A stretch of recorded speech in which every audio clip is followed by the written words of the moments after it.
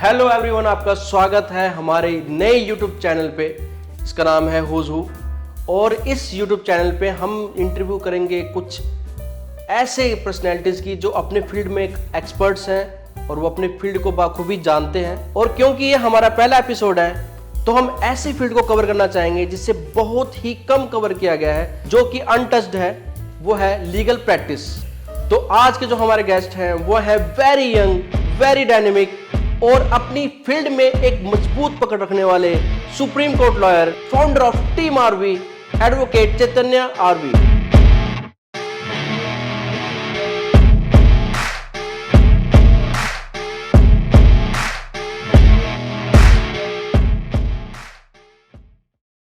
तो पहला सवाल कि आपने लॉ क्यों चुना? लॉ मेरे ख्याल से सबको चुनना चाहिए, किसी को भी कानून के दायरे से बाहर काम नहीं करना चाहिए। सर, मैं यही कहूँगा कि लॉ प्रोफेशन क्यों चुना आपने? इसके पीछे कोई खास दुख भरी कहानी नहीं है, क्योंकि इस प्रोफेशन को मैंने नहीं चुना, इस प्रोफेशन ने मुझे चुना। मैं छोटा सा बच्चा था जब मैंने पहली बार मूवी देखी थी दामिनी, तो उसमें अमरीश पुरी का जो कैरेक्टर था वो विलन भी था और लॉयर भी। तब से आई थिंक पहली बार मेरे दिमाग में ये इंसेप्ट हो गया था कि no matter what I have to be a lawyer. और वो चीज़ कल्मिनेट होती गई एक स्ट्रॉन्ग विल पावर में, जहाँ पे मैं और ज़्यादा स्ट्रांगली बिलीव करता गया कि इस प्रोफेशन में मेरा कोई फ्यूचर है। That is the reason I came into this profession. It was a very natural process. Sir, आज 26 जनवरी है, रिपब्लिक डे, तो आप कॉन्स्टिट्यूशन को कैसे देखते हैं? कॉन्स्टिट्यूशन किसी भी देश की हो, हर नागरिक को संविधान को बड़ी इज्जत से देखना चाहिए। कई देशों के अलग अलग जो संविधान हैं वो कई बार एक दूसरे से कॉन्ट्राडिक्ट भी करते हैं, कई बातें सिमिलर भी होती हैं। जैसे यूनाइटेड स्टेट्स की जो फर्स्ट अमेंडमेंट थी कॉन्स्टिट्यूशन की, उसमें फ्रीडम ऑफ स्पीच को और शक्ति दी गई थी। वहीं जो हमारी फर्स्ट अमेंडमेंट थी इंडियन कॉन्स्टिट्यूशन की, उसमें फ्रीडम ऑफ स्पीच कर्टेल किया गया था।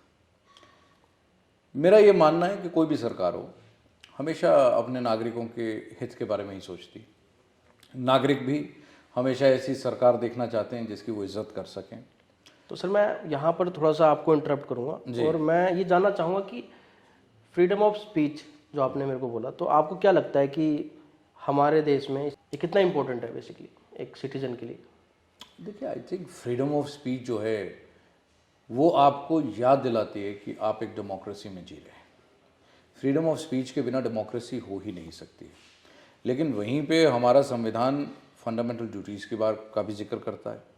तो अगर एक अच्छे नागरिक होने के नाते आपको अपने राइट्स के बारे में पता होना चाहिए, तो अपनी ड्यूटीज़ के बारे में भी पता होना चाहिए। आपका हर राइट किसी और के राइट से बंधा हुआ है। I have the right to do anything until and unless it harms your rights। कानून व्यवस्था में आपके हिसाब से क्या कमी है? दो ही कमियां हैं, कानून की और व्यवस्था की। देखिए, अक्सर लोग ये गलती करते हैं कि जुडिशरी और पुलिस को एक यूनिट के तौर पे देखते हैं। ये तो बेसिक सी नॉलेज है जो कि स्कूल में भी किताबों में दे दी जाती है कि 3 विंग्स हैं, लेजिस्लेटिव, एग्जीक्यूटिव एंड जुडिशरी। कानून को व्यवस्थित करना ये पुलिस का काम है, तो इसका जुडिशरी से कोई लेना देना नहीं है। हालांकि जुडिशरी उसको चेक में रखती है और एक बहुत अहम किरदार निभाती है मेक श्योर करने में कि पुलिस अपना जो काम है वो ढंग से निभाए।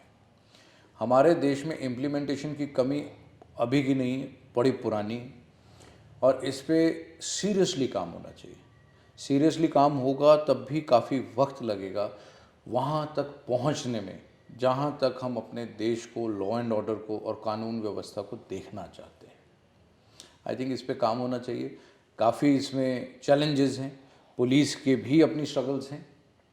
पुलिस डिपार्टमेंट जो है वो बहुत अंडर पावर्ड है, उसमें बहुत ज़्यादा ज़रूरत है। एक बार मैं आमिर खान का एक शो देख रहा था, सत्यमेव जयते, जहाँ पे एक एक्सपर्ट ने कहा था कि बड़ी सख्त ज़रूरत है कि हमारे देश की पुलिस में 2 चीज़ों की, या तो सैलरीज डबल कर दी जाएं और स्ट्रेंथ ट्रिपल कर दी जाए, या फिर स्ट्रेंथ डबल कर दी जाए और सैलरीज ट्रिपल कर दी जाए, क्योंकि बहुत ही मुश्किल हालातों में पुलिस हमारी वर्क करती है।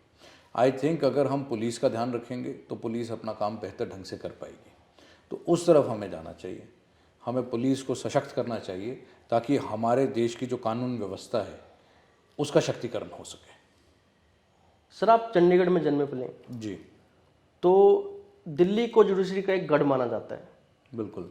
तो चंडीगढ़ के वकीलों को आप क्या हिमायत देना चाहेंगे कि चंडीगढ़ जैसे छोटे शहर में रहकर दिल्ली में इम्पैक्ट क्रिएट किया जा सके?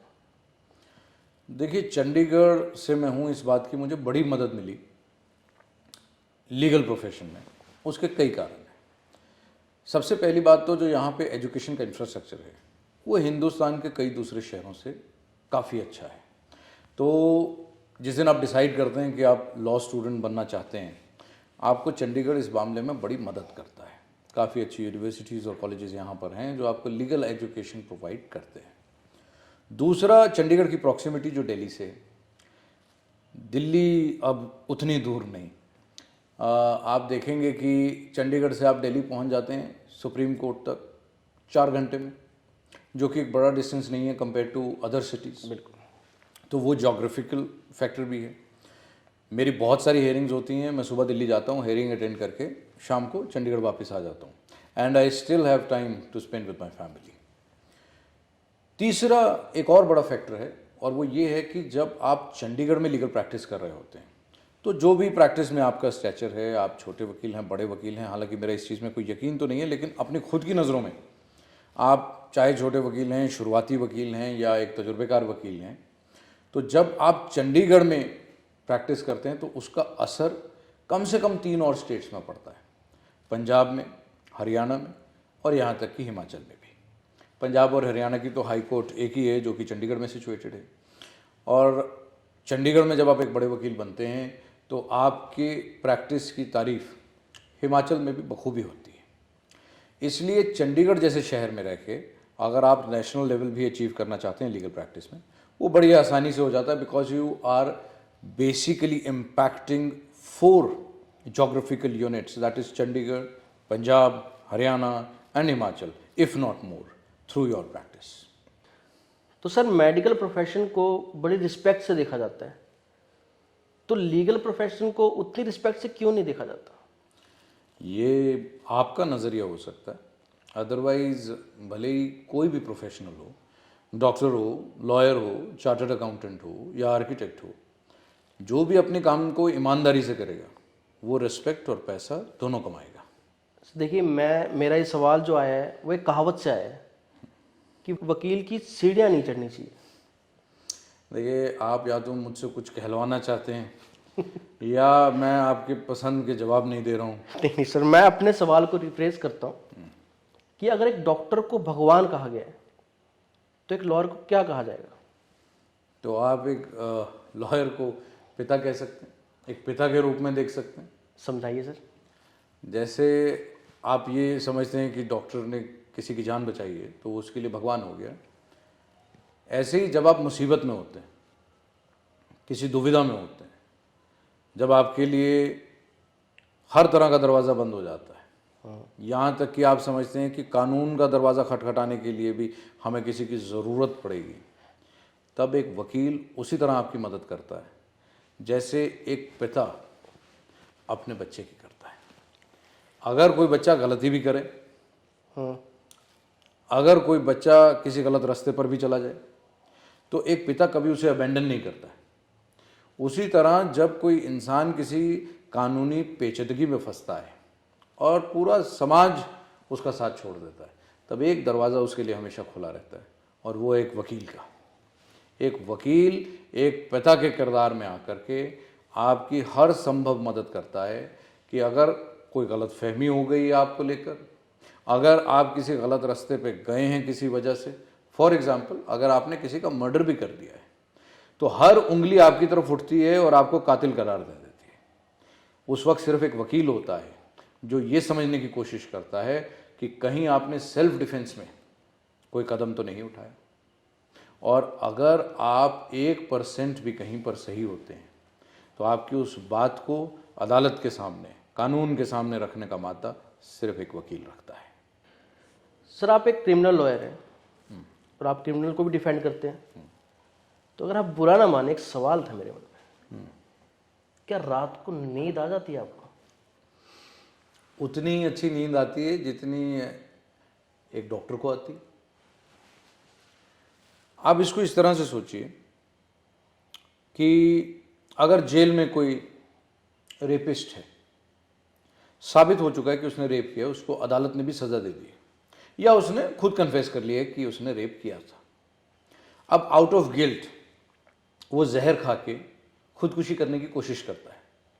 जेल प्रशासन उसे ये करने से रोकता है, या जैसे जेल प्रशासन को पता लगता है कि उसने ऐसा किया है, वो उसे अस्पताल लेके जाते हैं। अब डॉक्टर को बता दिया जाता है कि ये एक रेपिस्ट है, कॉन्विक्टेड रेपिस्ट है, और इसने खुदकुशी करने की कोशिश की है।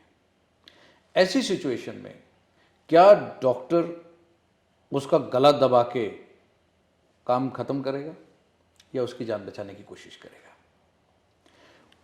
कोई भी अच्छा डॉक्टर उसकी जान बचाएगा, क्योंकि जान बचाना उसका फर्ज है, ये जानते हुए भी कि वो एक कॉन्विक्टेड रेपिस्ट है। तो जब एक डॉक्टर अपने प्रोफेशन की तरफ ईमानदारी निभाते हुए एक सजा याफ्ता मुजरिम की जान बचाने की कोशिश करेगा, जब वही इंसान हमारे पास आएगा तो हम उसे कोर्ट में क्यों ना डिफेंड करें, जबकि साबित भी नहीं हुआ होता कि वो मुजरिम है या सिर्फ एक मुलजिम है।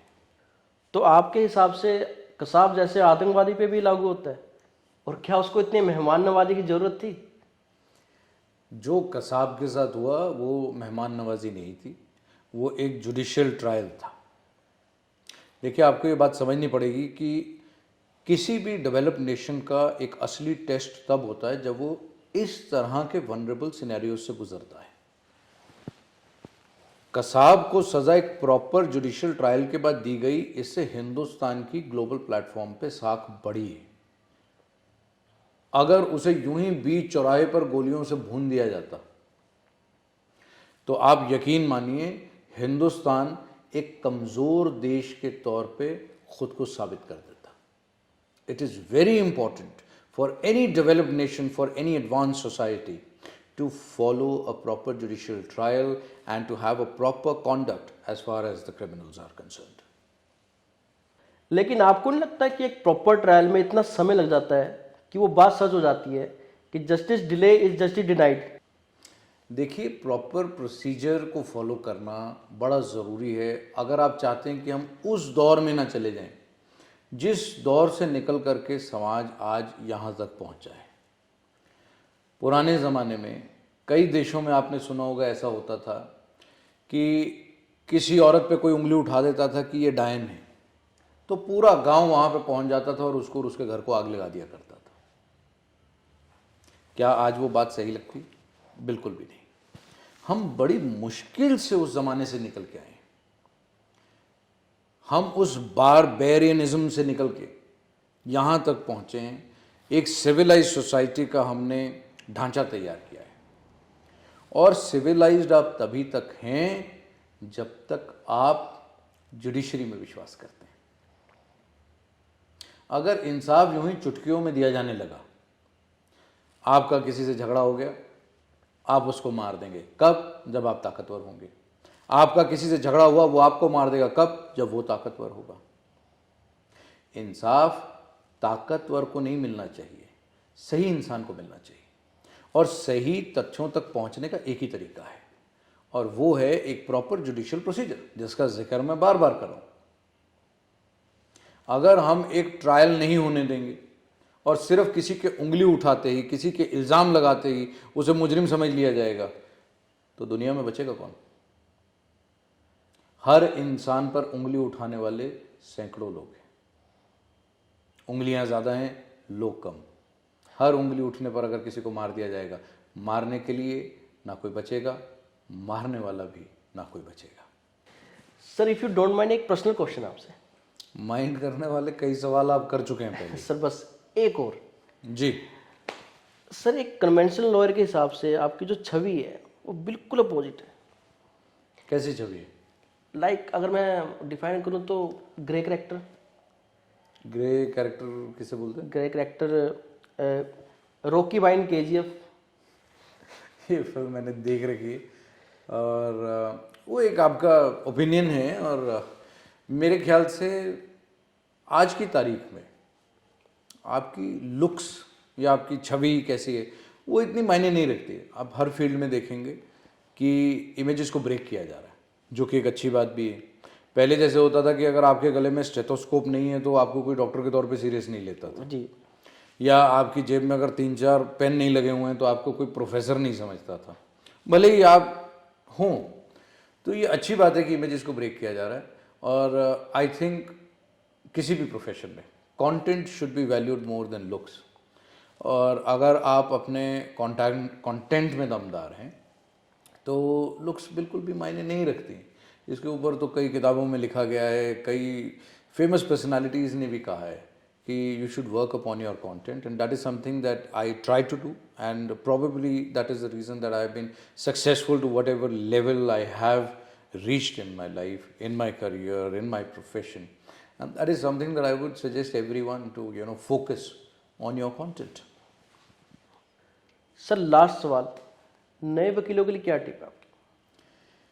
एक ही टिप है कि आप फ्रेश आ रहे हैं, फ्रेश रहिए। पहले से अपने मन में कुछ मत लेकर आइए, क्लीन स्लेट की तरह आइए। पहले लोग सिर्फ आंखों के साथ पैदा होते थे, आजकल आंखों में रंग लेके पैदा हो रहे हैं। कोई भगवा रंग लेके पैदा हो रहा है, कोई हरा रंग लेके पैदा हो रहा है। आप क्लीन स्लेट की तरह आइए। जो कुछ आपने पढ़ाई की है वो आपकी फाउंडेशन ज़रूर है, लेकिन प्रैक्टिस शुरू होने के बाद आपकी पढ़ाई फिर से शुरू हो जाएगी नए सिरे से। एक अच्छा सीनियर लॉयर ढूंढिए, उनके साथ आप अपनी प्रैक्टिस को शुरू कीजिए। अपने आप को पॉजिटिव लोगों से सराउंड कीजिए। इस फील्ड में आपको सक्सेस बड़ी देरी से मिलेगा, स्पेशली अगर आप एक फर्स्ट जनरेशन लॉयर हैं। I am a first generation lawyer myself. I wasn't served my practice on a silver platter. I had to cook my own dishes, put them in my plate before I could have them. इसी तरह से आपको भी मेहनत करनी पड़ेगी और लंबी मेहनत करनी पड़ेगी। आपको कुछ भी जल्दबाजी में नहीं मिलने वाला है। और इस फील्ड में जब आप आएँ तो ये सोच के ना आएँ कि यहाँ नहीं बना तो कहीं और चला जाऊँगा। आपको पूरी शिद्दत से इस फील्ड में लगना है। मैं जब इस फील्ड में आया था तो ये सोच के आया था कि मैं मरूंगा, भूखा भी मरूंगा तो वकील मरूंगा, वकालत के अलावा कुछ और नहीं करूंगा। इसी शिद्दत से आइए। याद रखिए, शेर भूखा मर जाता है लेकिन घास नहीं खाता। आपको खुराक का बंदोबस्त करना है, लेकिन वकालत से ही करना है। देर सवेर आपको कामयाब वकील बनना है। ये सोच के आप आइए, आपका यह सपना ज़रूर पूरा होगा। Thank you so much sir. Thank you. आज आपसे बात करके काफ़ी कुछ सीखने को मिला और आई होप कि हमारी ऑडियंस को भी काफ़ी कुछ जानकारी मिली होगी। बस एक छोटी सी रिक्वेस्ट है सर जी, अगर आप सब्सक्राइब करने के बारे में हमारी ऑडियंस को बोल दें तो ज़्यादा बेटर होगा। इनका चैनल है, बहुत अच्छा चैनल है और ये बड़ा ही खूबसूरत काम कर रहे हैं। प्रोफेशनल्स की इंटरव्यू कर रहे हैं ताकि उनके प्रोफेशंस के बारे में ज़्यादा से ज़्यादा जानकारी आप तक पहुंच सके। इनको पूरा सपोर्ट कीजिए, इनके चैनल को सब्सक्राइब कीजिए, इनकी पेजेस को लाइक कीजिए और बेल आइकन भी ज़रूर दबा दीजिए। Thank you so much sir. Thank you.